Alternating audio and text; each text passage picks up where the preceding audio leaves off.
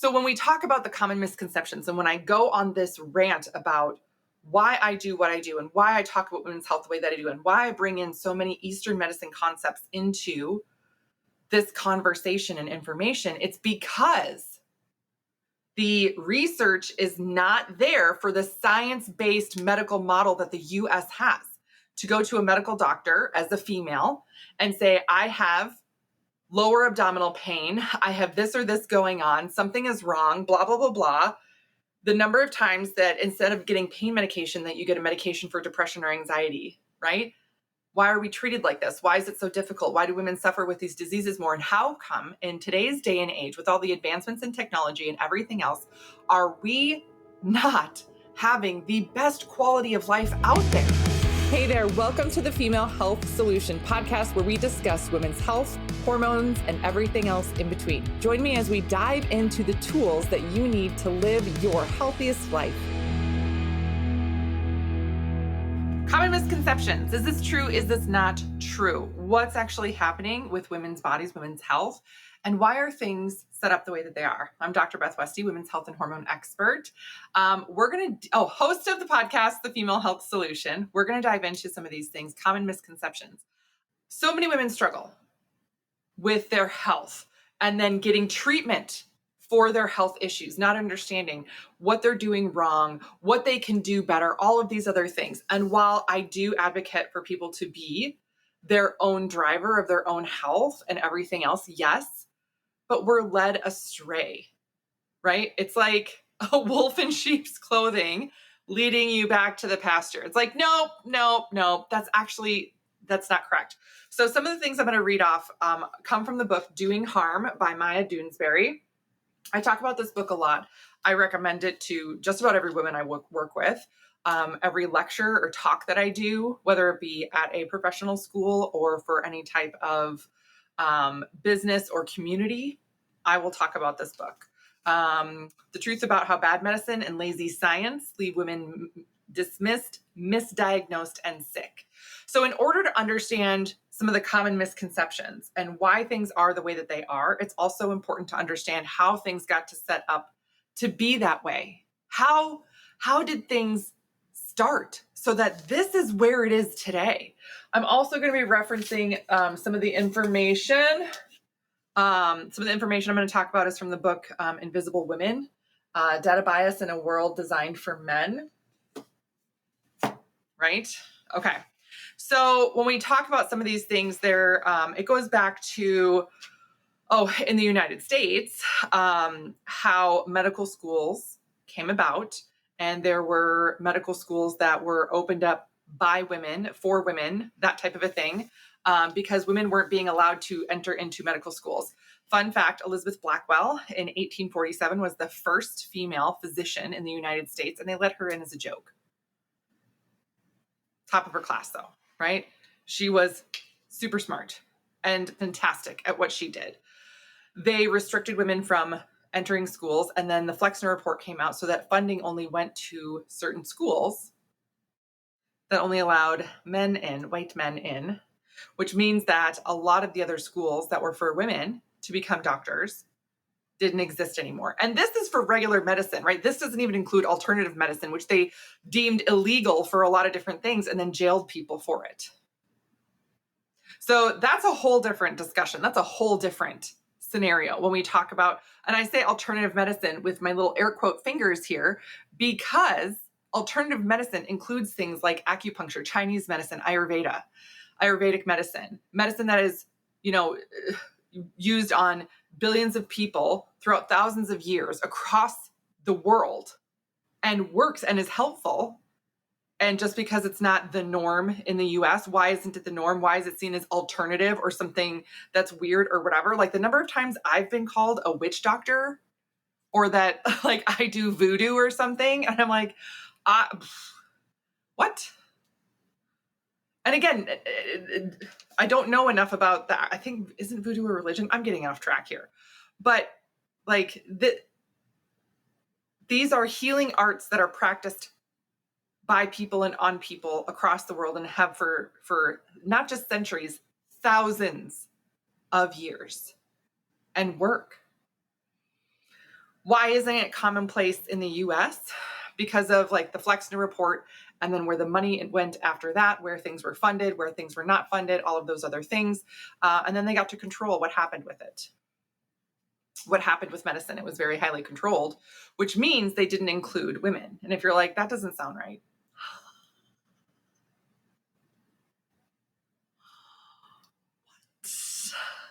We're going to talk about it. So they cover a lot. She covers a lot of this in detail in this book in the beginning. I love this book. I would love the opportunity to interview her, but I don't know that she does interviews. And if you're thinking like, well, women just aren't as good at doctors. Actually, a 2013 Canadian study of 870 doctors treating patients for diabetes found that the women outperformed the men in every standard of quality care. Women spent about 10% more time with their patients than their male counterparts do. They tend to be more patient-centered, expressing more empathy, concern, and better eliciting information about their patients' symptoms, lives, and emotions. They're treating the person, not the disease. That's the difference. I'm going to get sweaty and worked up now, and I'm going to stick to things that are women's healthcare.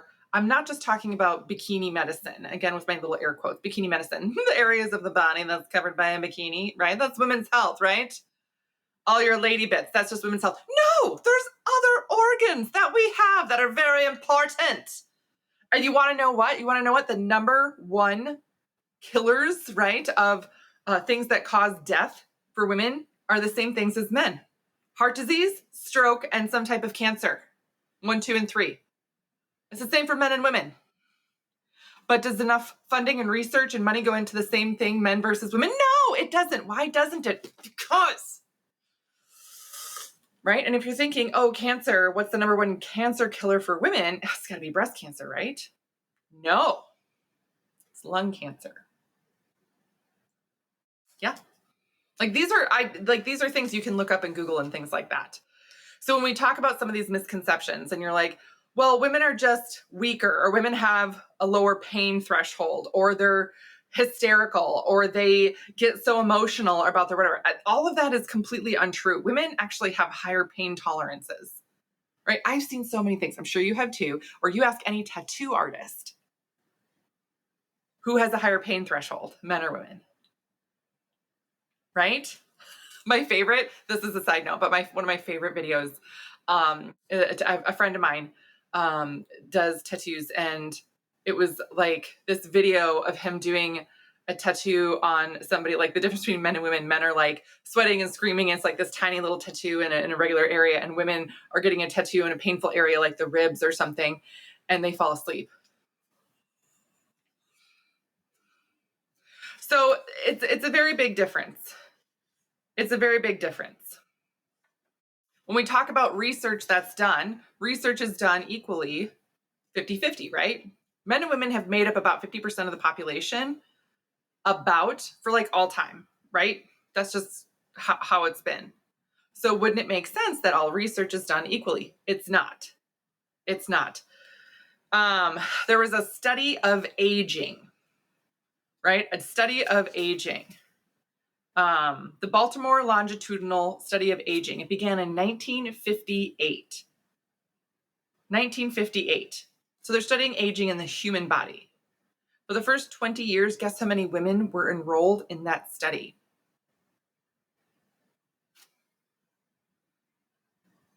0. None. No women. For the first 20 years. Why? Because women don't age? What? What? I would debate that women have even more changes to their body as they age, especially hormonally, going through perimenopause and menopause. Right? It's ridiculous. Right? There was a physician's health study recently concluded that taking daily aspirin may reduce the risk of heart disease. We've all heard this, right? Taking a daily aspirin, take a baby aspirin, it's good for your heart. Take a baby aspirin, it's good for your heart. There were commercials on TV about this. I remember seeing commercials on this.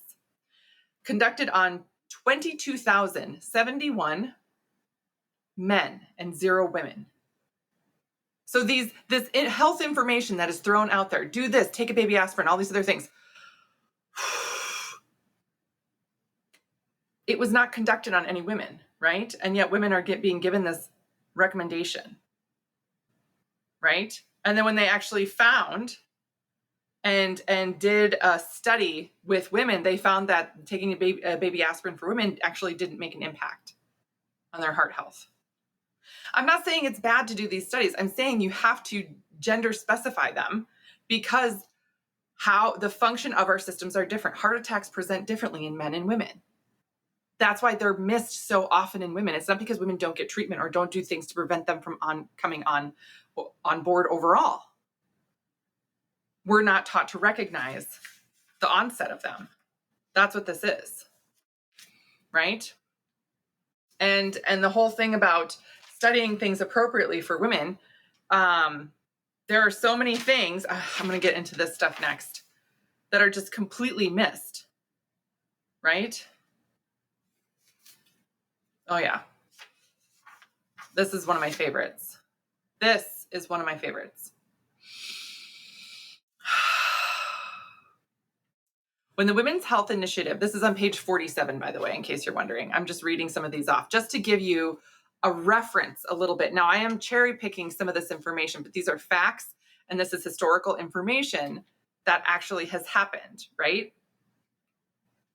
So I'm using this to make a book. But again, this is also, it's a thick book. This is also available in Audible if you are a listening to books type of person versus a reading book type of person. Okay. The Women's Health Initiative was launched in 1991. It was the first time a controlled clinical trial looked at the safety and efficacy of hormone therapy, a full 35 years after the first randomized trial of estrogen's effect on heart disease in men. These in 2022 and 2024, these 2 studies, one that looked at estrogen and one that looked at progesterone and estrogen in combination, were ended early after research determined that health risks outweighed the benefits. What are we talking about here? Right? We're talking about things like the first study on heart disease increasing in menopause for women. It enrolled 8,341 men. I'm sorry, what? So the study is, we're going to study the increase in heart disease when women go through menopause. Women go through menopause and all of a sudden we're noticing an uptick in heart disease. Is it their exercise habits? Is it their diet? Did they all of a sudden change that? Is what's happening? What's happening there? Oh, maybe it's hormonal, right? Well, let's do some trials with HRT then. And they did this study on 8,341 people, giving them HRT for heart disease. The people were all men.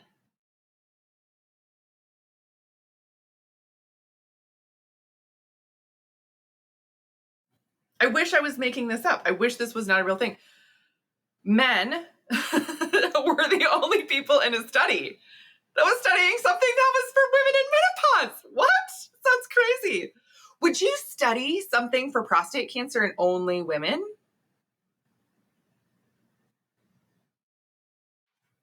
It's bananas, right? The study on obesity affecting breast cancer and uterine cancer was only done on men. No women were enrolled in that study. Right? Now, if you're thinking, where is the money coming from that's funding these studies? Majority of these studies and things are not funded publicly. It's not funded by like the NIH. It's funded from private companies, pharmaceutical companies, things like that. So because most of it is funded by that, they're looking at how they can have an outcome to push something out on the market. But to study women's bodies, because we live, the way we phrase it and talk about it is we live in 40 different bodies throughout the month. The hormone shift and fluctuation is so different throughout the month that it will impact the outcome. So you have to do this study for longer and take into account the hormone fluctuations, which means doing a study for longer to get the results means it costs more money to get that information.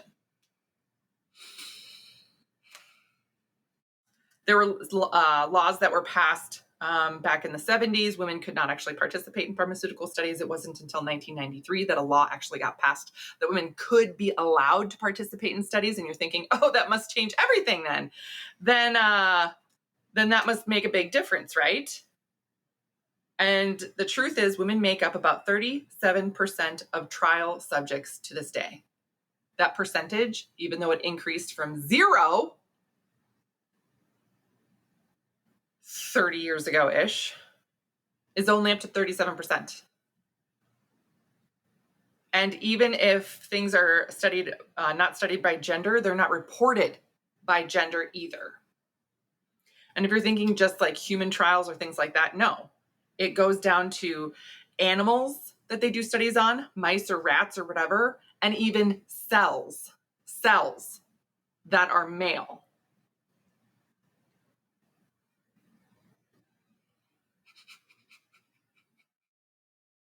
When we look at even funding from public places like the NIH that funds studies, only 13.5% of their budget goes to fund things for women.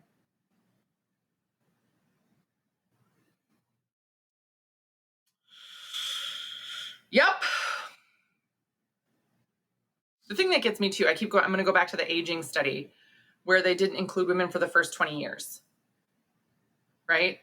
And when you think about the elderly or aging population, women are 2/3 of that aging population. There are more older women than there are men. Men do not live as long as women do, typically, right? Statistically, like, this isn't my opinion. I have no opinions or feelings on these things specifically, right?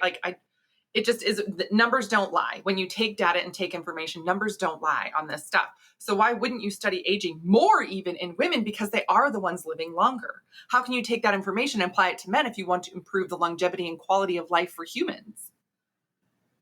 Wouldn't that make sense? Or am I just talking crazy talk here, right? So here are things that get very little research. And again, this is mostly related to health. Remember, I took excerpts from the Doing Harm book, but I talked about the Invisible Women book. And this book specifically talks about other things in life, like car accident injuries. Women are more likely to be injured in a car accident than men are. Not because women are worse drivers. Actually, women have lower insurance typically because women are actually safer drivers. And when men get married, their car insurance cost goes down because they're married and their wife is going to make sure that they're safer drivers. My favorite was when my husband learned this. We had been together for, I don't know, 6 years, right? And got married. And all of a sudden his car insurance went down a lot. I can't remember exactly how much, but he was like, what? My car insurance is like way cheaper now. It's like, yeah, you're married. And my car insurance was always cheaper than his. And he was like, well, I'm a better driver. And da da da. I was like, it doesn't matter. It doesn't matter if you don't have tickets. It doesn't matter, any of that. Like, you didn't get in or you've had one accident. I've had one accident or something like that, right? That's not the factor. It's the factor that men overall are not as safe as drivers. It's the numbers. I am going to get slammed in some comments. I am going to appear in some places of the interwebs for saying this stuff. But again, the numbers don't lie, right? But why are women then getting more injured? Why are women getting more injured? Because the design of the vehicles is not meant for women's safety. The bone structure, shape, shoulders to waist, distance, all of that stuff is different. Do you know what I mean? Like, it's just totally different. And this book goes through a lot of that information. So if you're looking for that more, I would recommend the Invisible Women book. Okay. Back to the things that get very little research for women. So we can talk about the common misconceptions and things like that.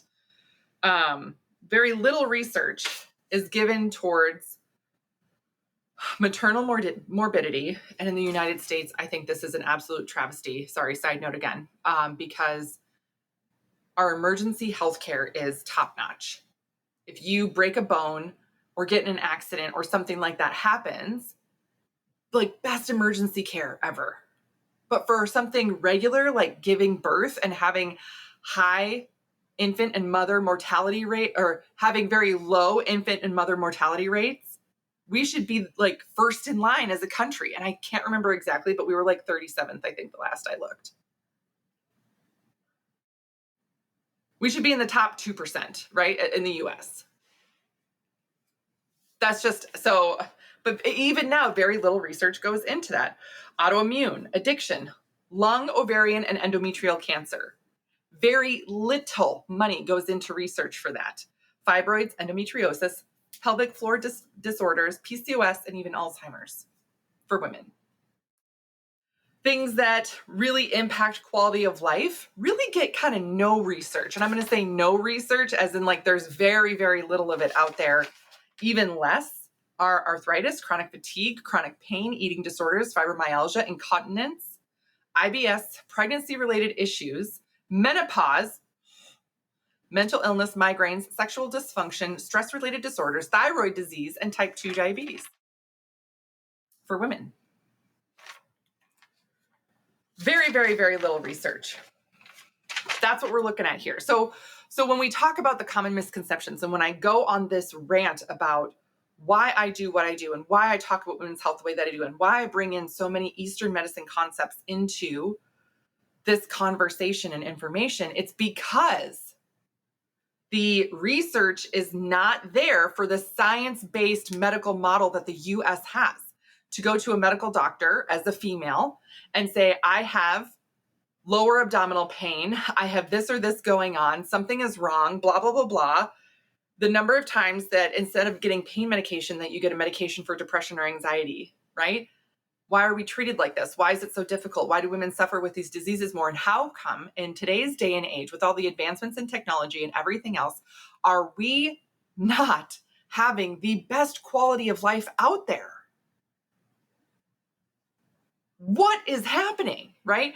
And why is it that we just don't know about how our bodies function and aren't taught this stuff and told these things and encouraged to lean into overall living and functioning like this? What the heck, man? This is why. This is the tip of the iceberg, right? If you guys are like, oh my gosh, I read these books, these were fantastic. Do you have more recommendations? Absolutely, I do. Absolutely, I do.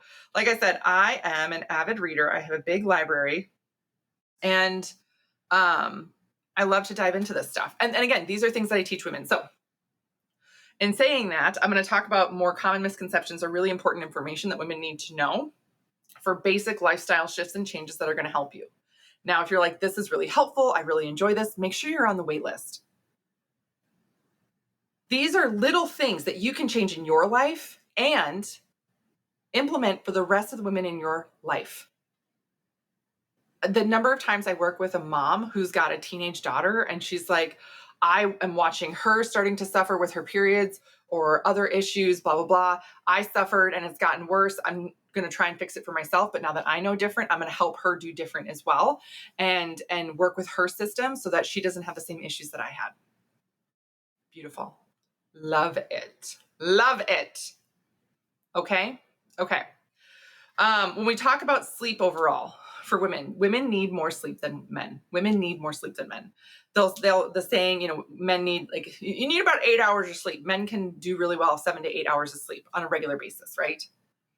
Women need 8 to 9, 9 to 10 hours of sleep. And the amount of sleep that you need can actually differ in different phases of your life.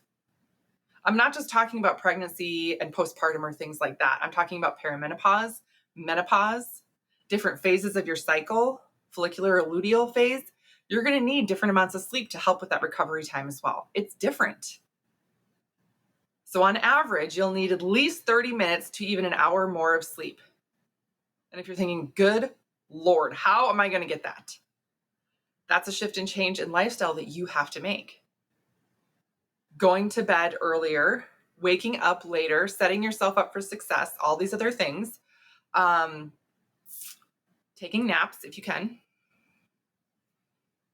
Women are always surprised when I recommend that. I'll look at a hormone report, I'll look at something and I'll be like, listen, if you want to turn this around faster, if you want to feel better faster, one of the best things that you can do is nap. Nap. Oh yeah, I get so tired. Sometimes I do fall asleep. Good. Schedule it every day. Every day. Schedule a nap. Schedule even a quick 30-minute power nap. Rest more. Yeah. Mm-hmm. And if you are in that postpartum phase, he should be getting up in the middle of the night to do more than you. Like if you feed the baby, great. Give him the baby to change and put back to sleep so you can get right back to sleep yourself. Well, he has to get up and go to work. Yep. And he can make it off of less sleep than you can. And I'm saying this as someone who, I have 3 children. My husband and I have been together. We've been together for almost 24 years. And we've had 3 children. And we split time equally. And looking back, I was like, I wish it would have been 70-30. 30 me, 70% him. I wish I would have done that more. Right? I mean, and he never, side note again, he never gave me pushback on it. It was never an argument or whatever. It just seemed quote unquote fair. Right? But knowing what I know now, fair would have been 70-30. Okay. Let's talk about stress, the impact of stress on women versus men. Stress impacts us very differently, right? It will impact us harder. It will have a longer lasting impact and it can be harder to recover from, right? Chronic stress will drive women into having adrenal fatigue or insufficiency. You know, that HPA, axis dysfunction, the hypothalamus pituitary adrenal, HPA, hypothalamus pituitary, that's in the brain, and then down to the adrenal glands, that's the HPA axis, the connection between all of them. Dysfunction, meaning it doesn't get regulated. And you have cortisol production and maintenance issues. And women, we are the doers. I should write a whole book on HPA axis dysfunction in women and chronic stress and acute stress on top of that, going through traumas and recovering from those things and how you physically and mentally get beyond all of that. Women will continue to do things because it needs to get done, whereas men oftentimes check out. Instead of seeing our kids go without or suffer from something, we will put it on ourselves to get it done. You're really tired, yet this thing needs to be finished, or kids' lunches need to be made for tomorrow, the kitchen still needs to be cleaned up and dishes need to be done, and you're completely exhausted. You should be going to bed and your husband should be doing the dishes. But so often, if that doesn't happen that way, then she'll get up and do them because it needs to get done, and you want to set up a good environment for your kids and have lunches for them prepped for the next day. You're doing it for them, not for him, but for your kids. That continues the stress, that little bit of stress. And you're like thinking, well, it's not that hard. No, it's not. Then he can do it. It's not hard. He's got 2 hands, right? He can do it. The physiological and biological needs for women are just different. Instead of fighting it, instead of saying, no, it shouldn't be like that, or like buck up cupcake, like life is tough. I know, right? I know.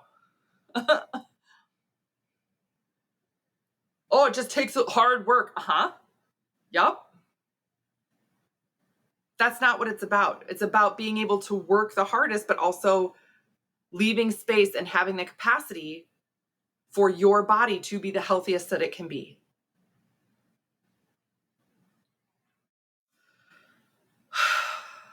The way women process emotions are different. The way women communicate are different, right? Women are talkers. We have more connection between the right and left hemisphere of our brains than men do. More connections here. The joke I make, or my description of it, is men have like their brains work. It's like a computer screen with one window open, one tab on the window open, and it searches one thing at a time. Women have 3 different screens. Each screen has a window open with 10 to 15 tabs at least, and music is playing from all 3 screens.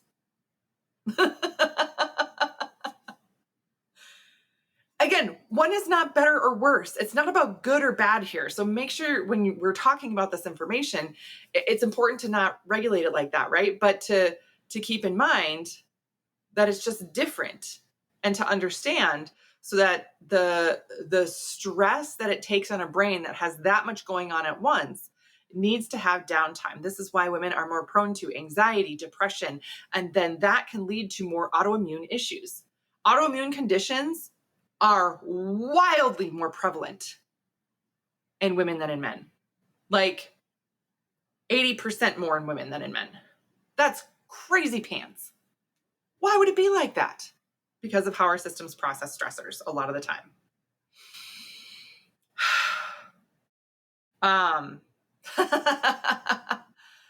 Physical health overall. When we talk about body types and things like that, women need a higher body fat percentage for normal hormonal function, right? Men can have a lower body fat percentage and still have normal function. If women's body fat percentage drops too low, what happens? Stop having your period. Why? Because your body literally, your ovaries literally shut down. That's a huge warning sign, right? And so our metabolisms are just more sensitive. They're more sensitive to crazy things, crazy crash diets, restricting a ton of calories, not eating for days in a row, cutting out complete nutrient groups. Yeah. Women also have a completely different metabolic rate in terms of what we burn. We burn more carbohydrates overall. We burn more calories in the luteal phase, like days weeks 3 and 4, so days 15 through 28 of your cycle typically.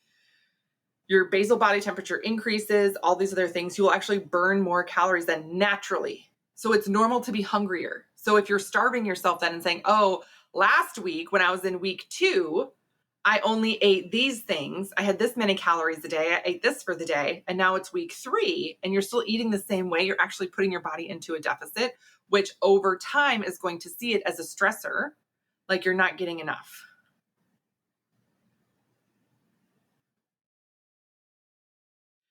These are just some basic things overall that are just very, very different than men and women. I've talked about a lot of these differences in general with some of these like basic systems, right? And again, one of the main things about this and why I talk about eating for your hormones and cycle, shifting and changing your exercise for your hormones and cycle. And people who say, like, there are fitness trainers out there that are even women, right? And they're like, that's a bunch of crap and women don't need to do that and da da da da da. And I'm like, sweetheart, you are still 26 or you're younger than 35. Like, just wait. When you've been doing that for a long enough time, stressing your body out, all those other things, it will have an impact. It will have an impact. Your body can only take so much. And at some point, something breaks. And I'm also saying this as someone who I have worked with. These fitness influencers and people who say all these things, at some point when their body completely falls apart, they will message me, get a hormone test, and start working privately with me to help correct their hormonal dysfunction that's been going on from following their own advice that they were talking about, but really were being really hard on their systems for a lot of years. All the time. I have this all the time. I never say who they are. I will never, ever, ever share who they are. That's not anybody's business, but just know that this happens all the time. Oh, just do this and this. Oh, it's about calories, da da da da da. It's about getting more exercise, da da da, blah, blah, blah. No, it's not. Not for women. All those studies were done on men. Oh, really? Yes, really. One of my favorite things when I talk about when it comes to the fitness world and everything too. Sorry, this is getting really long. Is there was a study that was done where they were talking about using certain amounts of like pre-workout and post-workout and all these other things and saying, we're gonna as a company, we're gonna make this pre-workout thing and say, oh, it can help you lose this much body fat in this many weeks, da, da, da, da. And they'll do a study on it and say, look, if you take this product, you will lose this much body fat, blah, blah, blah, or lose weight within 4 weeks or 8 weeks or whatever it is, right? They do those studies on Division I male college athletes. They'll have these guys that are between the ages of 18 and 22 in peak performance of their life take this weight loss thing, fitness supplement thing, have them drop down a body fat percentage, and then use that data and say, this is what you need to take. And then they'll try to apply it to a 45-year-old woman and say, if you're not losing weight on this, you must be doing something wrong. You must be up in the middle of the night eating cookies. No. Nope. I'm so passionate about this and I care so much about this because essentially we're being lied to. We're not being told the whole truth about what happens in our bodies throughout our life and then being given the tools to work with it. So when I have my program, and I built my program for the female body, the time frame of it, the things that are implemented throughout of it, the things that you'll learn, and then specific protocols that are tailored to you, specifically for you as an individual. But the other things that you're going to learn are going to last you a lifetime. You will learn how to lean into these shifts and changes for your body so you can function better and feel better. I had a call this morning with the gal, and it's so exciting. We recently just started working together like a month ago. She started with a hormone test and enrolled to start working with me. And this was our first check-in call. And she was so fatigued. You know, she was like, I really try to do things, I'm trying to get through my day, etc. And I was like, I totally get it. I understand that a lot of women feel like that. That's not normal, right? You're still in your late 40s. You should have a ton of energy to do what you need to do throughout the day at work and still come home and live a life that you want to live. And she was, you know, at a point where she's like, I feel really bad for my husband. Like, she's like, I can't do anything for him or with him. Like, I'm too tired to go on date nights with him. I'm too tired to help around the house. He does everything. And she's like, you know, not that he's said it, but I don't want him to ever leave me because I'm not the same person I was. But she's like, I physically can't do it. I can't get up off the couch. And again, I'll say it's an extreme example, but we talked. And she was like, I can't believe how different I feel. I'm active. I'm doing things during the day. I am making dinner for my husband. We are enjoying other close times together. And she actually pulled a muscle in her back because she was so energetic that she felt so good to clean a closet and move something heavy out of the way. And she was like, oh, that was too much. She's like, I would have never tried to do that before on my own. I mean, that closet's been sitting there like that for years. She goes, literally years. I've wanted to do that. And I just have been feeling so good. I've just been tackling project after project, you know, getting pots replanted that I wanted to replant. I've been cleaning out things, you know, I gutted this and that in my clothes closet. And then I wanted to clean the big closet downstairs. And she's like, I went after it. I was so excited about it. She's like, so I probably should have taken it a little easier or asked for help. I was like, probably. She's like, I just thought I could lift it. I was like, yeah. Well, you've been pretty inactive for a lot of years because you just didn't feel good. And all of a sudden you go from 0 to 100. I mean, got to build up that strength, right? So it's a process, right? It's a process. But this is why it's so important to understand. These are misconceptions that we have, you know, and people just don't understand how the female body works. So that's my goal here. That's what we're talking about. That's what I'm here to educate on and inform on and everything else. And knowing this information can literally make a world of difference for people. So, so if you're not on the wait list, get on the wait list.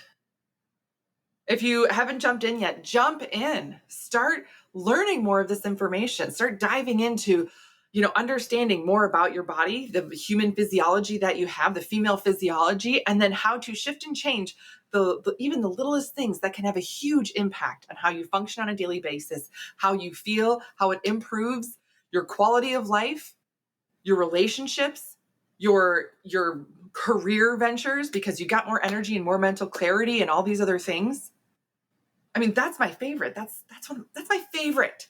When women tell me that, they're like, yeah, you saved my marriage. And I'm like, I'm not a marriage counselor, right? Like, you feel better. That's it. You're doing better. They're getting promotions at work, or they're quitting their job to go all in on their side business, right? They start painting again, crafting, doing these things, these passions in their life that they haven't done for years because they just physically couldn't do it. That's what I love. And if you feel like you've been lacking in your life, now is the time. Don't wait. The more time that goes by that you are fighting against your body, the longer it's going to take to turn it around. So the sooner you start, the sooner you notice an improvement. All right. That's what I got for you today. Let me know if you have any other questions. Let me know if you want any more resources. I'm always open to any type of feedback or information you have for me. But I hope this has been a helpful message. Sorry for such a long podcast. I'll see you guys later, and have a great rest of your day. Thank you for joining me on today's episode. If you would like more information, just head on over to drbethwestie.com for all the show notes and information from today's episode. And if you're looking for more community, more support, you can find and follow me on Instagram, Facebook, YouTube, TikTok, and I would love to see you there.